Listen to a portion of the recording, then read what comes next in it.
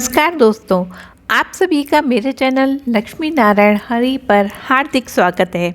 आज हम जानेंगे महाशिवरात्रि क्यों मनाते हैं, क्या है इसके पीछे पौराणिक मान्यताएं। महाशिवरात्रि क्यों मनाते हैं, क्या इस दिन शिव शक्ति का मिलन हुआ था, यानी कि इस दिन भगवान शिव और माता पार्वती का विवाह संपन्न हुआ था, इसीलिए इस दिन व्रत किया जाता है।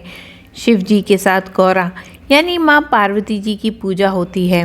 तो आइए जानते हैं महाशिवरात्रि का इतिहास। भगवान शिव को चतुर्दशी तिथि का स्वामी माना जाता है।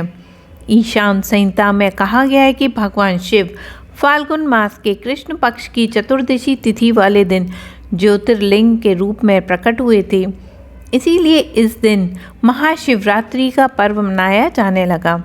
इसके अलावा भी महाशिवरात्रि के विषय में मान्यता है।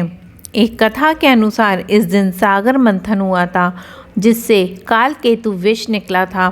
उस समय भगवान शिव ने संपूर्ण ब्रह्मांड की रक्षा के लिए स्वयं ही पूरा विष पी लिया था, जिसके कारण उनका पूरा कंठ नीला हो गया था। विषपान के बाद उन्हें नीलकंठ की संज्ञा दी गई थी। अन्य मान्यताओं में इस दिन शिव पार्वती के विवाह के रूप में भी मनाने की परंपरा रही है। महादेव कल्याण और मंगल के प्रतीक हैं। उनका नाम लेना ही समस्त अमंगलों का नाश करने वाला है, इसीलिए महाशिवरात्रि के दिन उनका अर्चन करने वालों की उनके ऊपर विशेष कृपा होती है। मार्कंडेय पुराण में कहा गया है कि निरंजनो निराकारो एको देवो महेश्वर, अर्थात निरंजन और निराकार महेश्वर ही एकमात्र देव हैं जो मृत्यु के मुख में गए हुए प्राणों की बलपूर्वक रक्षा करने में समर्थ हैं। उपनिषदों में कहा गया है कि आकाश लिंग मिथ्याहु पृथ्वी तस्य पीठिका आलय सर्वदेवना लयना लिंग मच्युते, अर्थात आकाश लिंग है और पृथ्वी उसकी पीठिका है। इस लिंग में समस्त देवताओं का वास है। संपूर्ण सृष्टि इसमें लय होता है, इसलिए इसे लिंग कहा जाता है। इस लिंग की पूजा अर्चना करने से आशुतोष प्रसन्न होते हैं, विशेष फल देते हैं। इस व्रत को सभी लोग कर सकते हैं।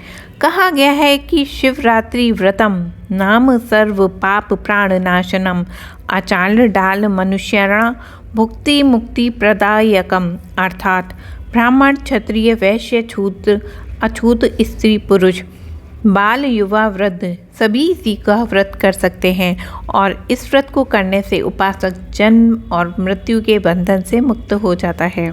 और इस तरह से यह जानकारी यहाँ पर समाप्त होती है। आप सभी का दिन मंगलमय और शुभ हो। भोलेनाथ की कृपा आप पर बनी रहे।